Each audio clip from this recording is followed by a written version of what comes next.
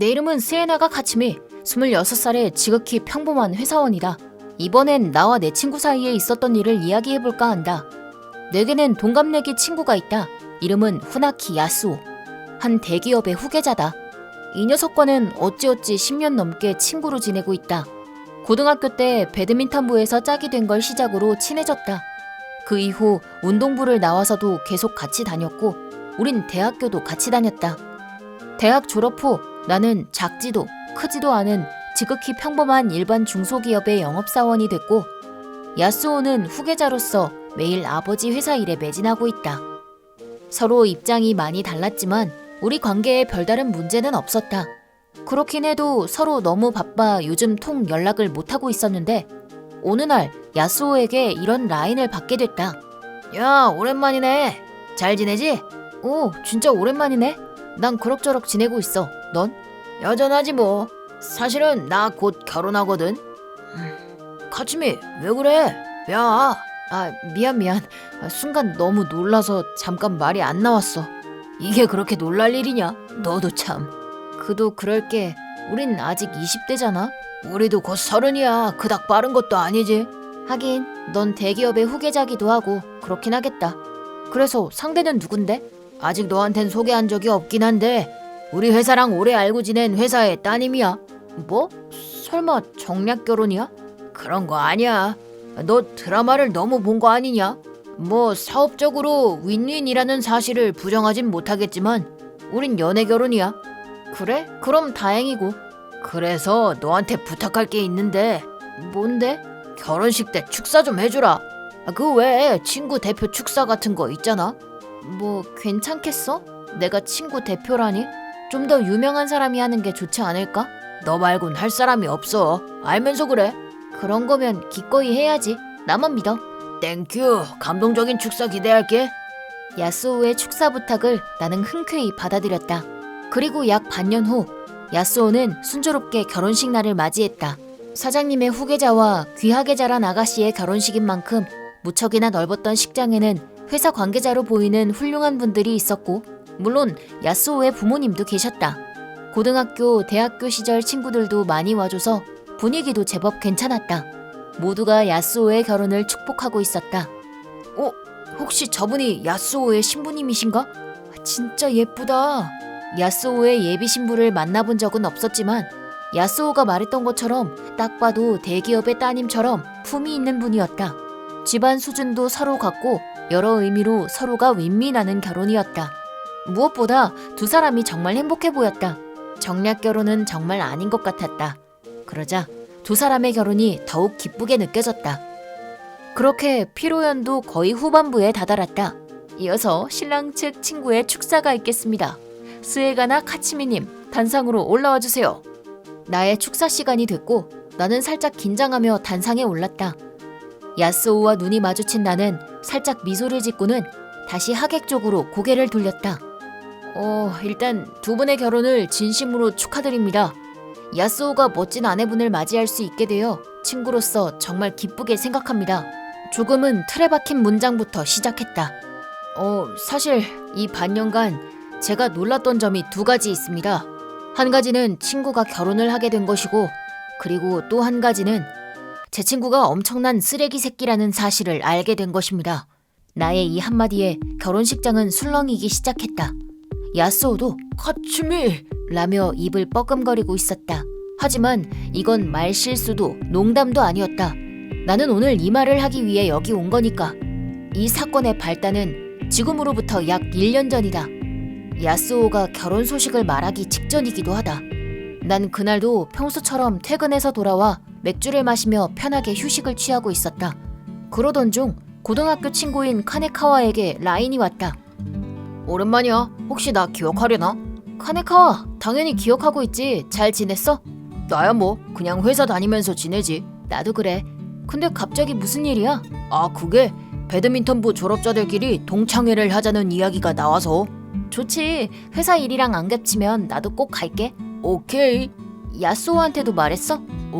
사실 저번에 우연히 만났는데 그때 말했어. 맞다. 그러고 보니 야스오가 네 동생이랑 사귀고 있던데? 에미카랑? 그럴 리가 없는데. 그래?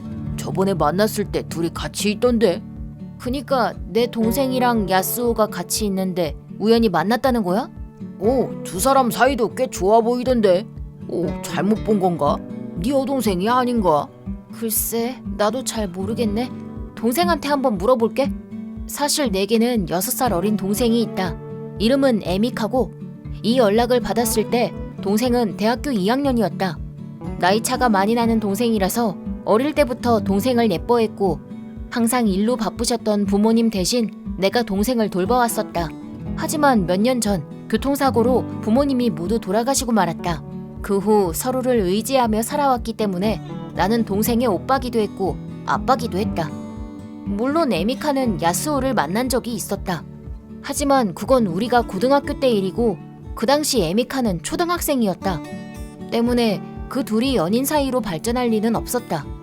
뭐 지금은 둘 다 성인이니 두 사람이 사귀게 된 어떤 계기가 있었을지도 모르지만 그런 이야기는 야스오에게서도 에미카에게서도 듣지 못했다. 그래서 나는 먼저 에미카에게 물어보기 위해 오랜만에 밥이나 먹자고 전화했다. 그리고 동생과 함께 밥을 먹으며 은근슬쩍 물어봤다. 있잖아, 너 요즘 남친은 있어? 그러자 동생은 아니, 나 남친 없는데? 왜 갑자기 그런 걸 물어봐? 당황한 얼굴로 부인했다. 뭐 오빠에게 순순히 남친 이야기를 하지 않을 거라고는 예상했었다. 게다가 그 남친이 내 친구기도 하고 말하기 힘든 마음을 모르는 건 아니었다. 그래서 그날은 캐묻지 않고 그냥 넘어갔는데 며칠 후 캐묻지 않았던 걸 뼈저리게 후회했다. 어느 날 병원에서 전화가 걸려온 것이다. 무려 동생이 교통사고를 당했다는 연락이었다. 게다가 상태가 심각해서 바로 수술실로 옮겨졌다고 했다. 나는 재빨리 병원으로 달려갔다. 도착했을 때는 수술이 시작된 후였고 내 인생에서 가장 긴 밤을 보냈다. 몇 시간에 걸친 수술을 받은 동생은 겨우 목숨을 건졌다. 그리고 이제 남은 건 회복뿐이었다. 팔과 머리에 붕대를 칭칭 감은 동생은 매우 아파 보였다. 그리고 상처 자국이 남을지도 모른다고 했다. 그 후 동생이 의식을 되찾은 건 수술을 받은 며칠 후였다. 일주일간의 회복 기간을 더 거치고서야 드디어 사고의 경위를 들을 수 있었다. 내 이름은 스에나가 에미카, 20살의 대학생이다. 내 가족은 나보다 6살 많은 오빠뿐이고 부모님은 돌아가셨다. 나는 어느 회사에 인턴직에 합격했다. 그렇게 그 회사에 첫 출근을 하게 됐는데 에미카. 야스오 오빠? 오빠의 친구와 오랜만에 다시 만나게 된 것이다. 마지막으로 봤을 때는 아직 중학생도 되기 전이었기 때문에 정말 오랜만이었다. 그 만남을 계기로 우리는 가끔씩 만나게 됐다. 처음엔 주로 취직에 관한 상담 이야기만 했었는데 어쩌다 보니 자연스럽게 사귀게 됐다. 우리는 당분간 오빠에게는 비밀로 하자고 약속했다. 말하면 서로 껄끄럽기만 할 테니까. 하지만 사귀고 1달 정도가 지나자 야, 너 지금 어디야? 너 집에 없던데. 야, 듣고 있어? 잠깐 진정 좀 해봐. 내 라인에는 바로바로 답장하라고 했지? 오케이, 알겠어. 오케이는 얼어 죽을. 집에 없던데? 지금 어디야? 전에도 얘기했잖아. 숙모 집에서 조카 돌봐주고 있었어. 그럼 왜 답장을 바로 안 했어? 숙모 집이면 지금 바로 나올 수 있겠네, 화내지 마. 조카가 이제 막 잠들어서 폰을 볼 시간이 없었어. 그럼 그 조카랑 같이 사진 찍어서 보내봐. 겨우 재웠는데? 됐으니까 보내라고. 거기까지 쳐들어갈까? 자, 이제 됐지? 안 돼, 한 장 더 보내봐. 이번엔 V하면서 찍어. 대체 왜? 알리바이용으로 미리 찍어둔 사진일지도 모르잖아. 난 그런 짓 안 해. 됐으니까 보내라고. 이제 믿어줄 거야? 그래, 푹 쉬어. 사귀기 시작하자 상냥하고 다정했던 남친의 모습은 온데간데 없이 이론 라인을 보내면서 매일 내게 집착했다. 내 폰에는 GPS 앱이 깔려있는데 하루 종일 그 어플을 켜둬야 했다. 그런 식으로 내 위치를 철저하게 관리했다. 조금이라도 실수하면 상황에 따라서는 몇십 분씩 설교를 들어야 했고 남친의 기분이 풀릴 때까지는 몇 시간이 걸렸다. 내 입장은 생각해주지도 않고 한밤중에 불려나간 적도 많았다. 물론 거부할 권리도 없었다. 매일을 그렇게 시달리다 보니 정신적으로 힘들었고 몸도 힘들었다. 점점 더 오빠에겐 말할 수 없는 상황이 되어가고 있었다. 하지만 그래도 사랑받고 있다는 믿음이 있을 때까지는 견딜만 했다. 그 믿음마저 깨어진 건 남친 집에 놓고 온 물건을 가지러 연락 없이 찾아간 어느 날의 일이었다. 맨션 아래에서 남친 집 현관문이 열려있는 게 보였는데 거기서 처음 보는 여자가 나왔다. 나는 너무 놀라서 얼어버렸다. 야스오가 그 여자를 마중하러 나왔다. 그 둘은 진한 키스를 나눴고 그녀는 돌아갔다. 나는 바로 남친 집에 가서 따져 물었다. 처음엔 시치미를 뗐다. 하지만 넌 이제 필요 없어. 꺼져. 마지막엔 있는 힘껏 나를 때리고 쫓아냈다. 이렇게 나는 한순간에 버려지고 말았다. 그를 위해 모든 걸 다 맞춰왔는데 쓰레기 버리듯 버려지다니 너무 큰 충격이었다. 이 사실이 믿겨지지 않아서 휘청대는 발걸음으로 거리를 방황했다. 그리고 빨간 신호를 못 보고 횡단보도를 건너려다 동생에게 사고 경위에 대해서 듣게 된 나 역시도 야스오에게 엄청난 배신감이 들었다.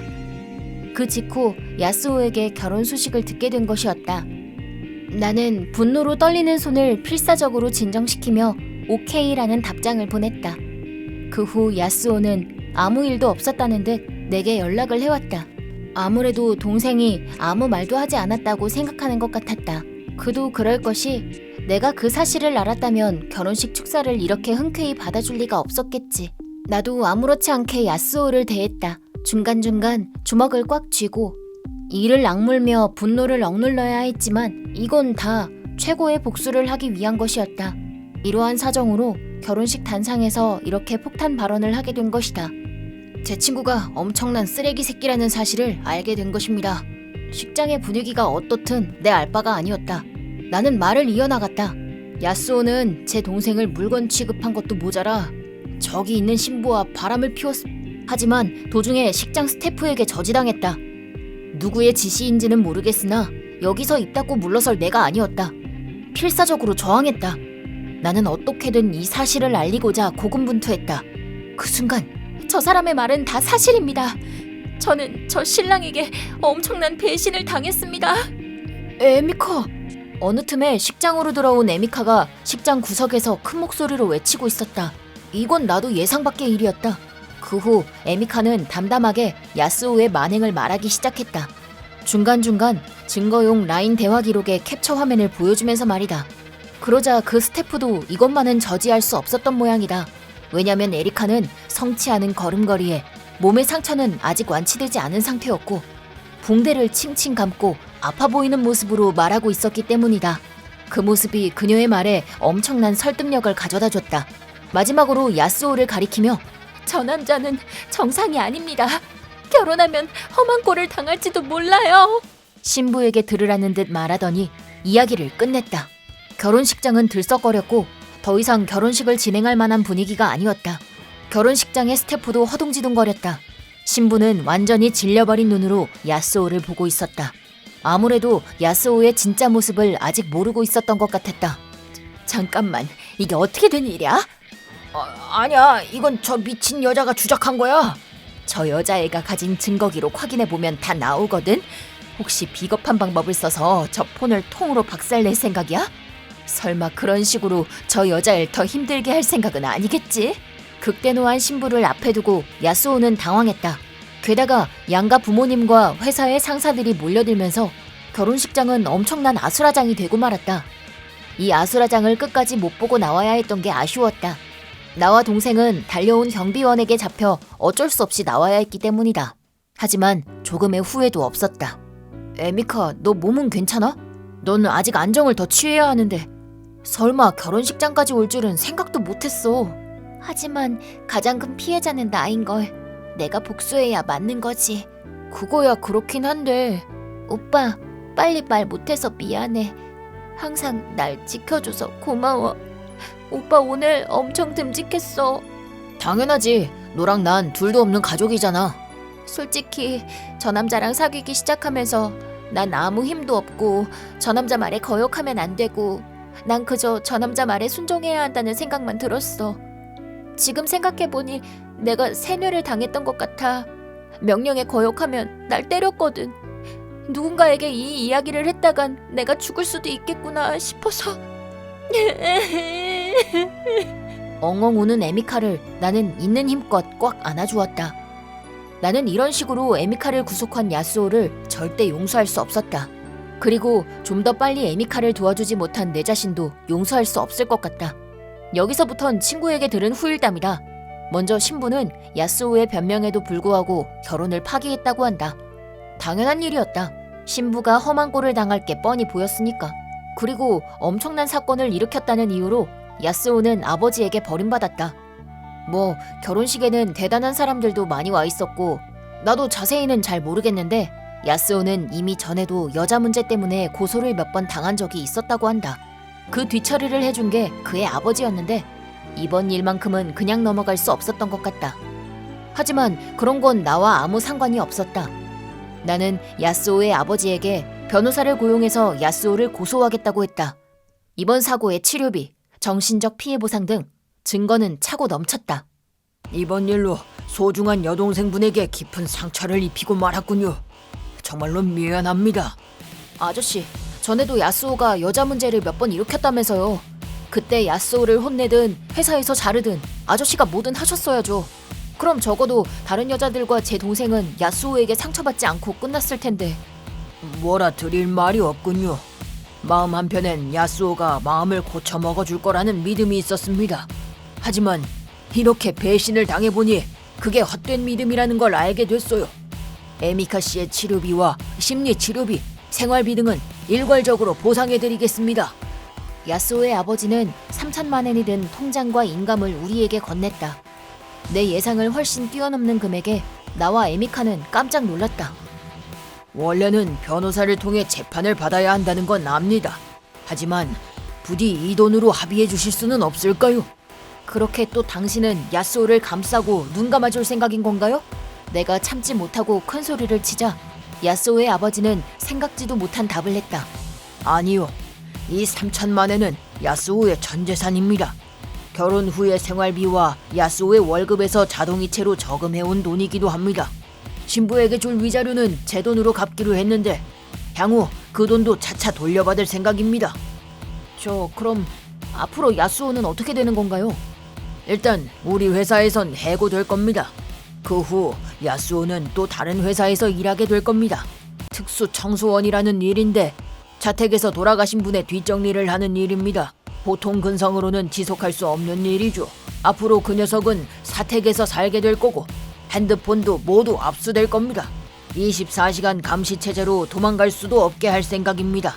월급의 90%를 위자료로 압수할 거기 때문에 야스오가 할 수 있는 일은 거의 없다고 보시면 됩니다.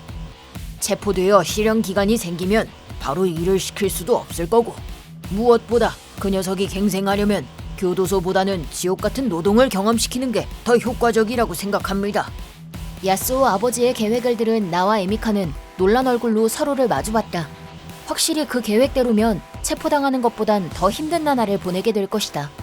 하지만 에미카는 본인의 죄를 법적으로 제대로 심판받길 바라왔기 때문에 복잡한 표정을 지어 보였다. 에미카 씨는 여전히 법적 심판을 받길 바라고 계신 건가요? 네, 이번 사건은 뉴스에서도 다뤄지고 있어요. 단순히 합의로 끝난다면 이 세상에 야스오 같은 남자들은 돈만 있으면 실형을 면할 수 있다고 생각하지 않을까요? 저는 그런 꼴은 두고 볼 수 없어요. 눈물이 그렁거리는 에미카를 본 야스오의 아버지는 아무 말도 하지 않았다. 솔직히 수많은 계획들이 있었지만 그건 다 체포된 후에도 할 수 있는 것들이었다. 게다가 신부 측 위자료도 야스오의 아버지가 대신 내기로 돼 있었다. 변제가 늦어지더라도 그건 바꿔야만 했다. 아들이 전과자가 되는 걸 막기 위한 궤변이었다. 아저씨, 이 돈을 위자료로 받기엔 확실히 많은 금액입니다. 하지만 저희가 가장 바라는 건 돈이 아니라 야스오의 체포입니다. 그러니 다음에 만날 때는 변호사와 함께 아니면 법정에서 만나게 될 겁니다. 알겠습니다. 에미카 씨, 마지막까지 불성실한 태도를 보여서 미안합니다. 다음부터는 성실한 태도로 확실히 임하도록 하겠습니다. 네, 잘 부탁드립니다. 그 후 변호사를 대동해서 이야기한 결과 야스오를 정신적 폭력으로 정식 고소하기로 했다. 에미카는 의사에게 진료를 받았고 정신적 폭력에 의한 정신질환을 진단받았다. 형법상 상해죄, 협박죄, 강요죄에 해당된 데다 죄질도 나빴으므로 징역 3년의 실형 판결이 내려졌다. 거기다 에미카의 교통사고의 원인을 제공한 것이 인정되어 치료비, 휴학하는 동안의 대학 등록금, 향후 생활비 등을 포함해서 2,500만 원의 지급 명령이 떨어졌다. 3천만 원보다는 금액이 적어졌지만 우리의 첫 번째 목표였던 야스오의 법적 판결이 떨어지자 에미카도 드디어 마음을 놓을 수 있게 됐다. 그 후 에미카는 3년간 치료와 재활을 받게 됐고 대학에도 복학했다. 동기생들보다 1년 정도 늦어졌지만 무사히 졸업할 수 있었다. 지금은 본인처럼 폭력 피해를 당한 여성을 돕기 위해 강연회와 교류회를 주최하고 있고 에세이를 출판하기도 하는 등 바쁘게 활동하고 있다. 에미카는 일부러 더 말을 아끼고 있었지만 이제 곧 야스오의 출소날이 다가왔다. 잊으려고 노력해도 야스오가 한 짓은 에미카에게 있어서 평생 지울 수 없는 상처였다. 그 생각만으로도 또 분노가 차올랐다. 야스오가 출소하면 야스오 아버지의 계획대로 부모의 감시를 받으며 특수 청소업에 종사하게 될 거고 죽을 때까지 위자료를 갚아나가기로 되어 있었다. 나는 3년 전 야스오의 아버지에게 출소 후에 이 계획을 반드시 실행해 주실 것을 약속해 주십시오 라고 강하게 주장했고 각서도 받아냈다. 그리고 야스오의 출소 날로부터 반년 후 야스오의 아버지에게서 전화가 걸려왔다. 카츠밀 씨, 오랜만이네요. 야스오의 아빠입니다. 아저씨, 오랜만입니다. 출소 후 약속대로 야스오는 특수 청소업에 종사하고 있습니다. 도망도 안 가고 매일 열심히 일하고 있습니다. 일을 할 때마다 개워내는 바람에 제대로 일하려면 조금 더 시간이 필요할 것 같긴 합니다만. 그렇군요. 그 녀석이 도망도 안 가고 일하고 있다니 솔직히 의외네요. 뭐 돈도 폰도 없을 뿐더러 우리 회사 보안팀이 마음먹고 찾으면 도망갈 데가 없다는 걸 아는 거겠죠. 자살하지 못하게 집에 그럴 만한 물건들도 다 치워버렸거든요. 근데 위자료를 다 갚으려면 시간은 어느 정도 걸릴까요? 결혼식장 요금이 2천만 엔, 상대 측 위자료로 1,000만 엔, 그리고 지금까지 제가 대신 갚아준 합의금이 800만 엔이니 적어도 3,800만 엔 정도 됩니다. 야스오의 월급 실수령액이 25만 엔인데 그중 22만 엔을 떼고 있습니다. 적어도 172개월, 연수로 따지면 14년에서 15년 정도 걸리겠네요. 그 녀석이 빚으로부터 해방되기까지 그 정도의 시간이 걸린다는 걸 알고 나서야 나는 겨우 안심할 수 있었다. 물론 에미카와 다른 여성들을 상처 입힌 죄를 15년으로 대신할 수 있는 건 아니다. 하지만 15년 후 그 녀석은 40대의 전과자 신분이 된다. 저축한 돈도 없을 뿐더러 전직을 할 수 있는 나이도 아니다. 특수 청소업은 훌륭한 직업이고 누구나 할 수 있는 일이 아니다. 15년 동안 그 일을 해냄으로써 야스오는 올바른 사람으로 다시 태어나 첫 발을 내딛게 될 것이다. 그리고 모든 게 다 끝났을 때 본인의 비도덕한 행동을 후회하고 반성했으면 좋겠다. 앞으로도 야스오의 아버지와는 꾸준히 연락을 주고받기로 했으므로 그동안은 나도 야스오의 앞날을 지켜볼 생각이다. 그로부터 10년이 지났다. 에미카는 본인의 과거와 지금의 활동을 인정해주는 남자를 만나 기쁜 결혼식을 올렸다. 지금은 오빠도 빨리 결혼하라며 나를 닥달할 정도다. 나도 좋은 사람을 만나면 결혼할 생각이다. 하지만 지금은 에미카의 행복이 조금이라도 더 오래 이어질 수 있도록 지켜봐주고 싶다.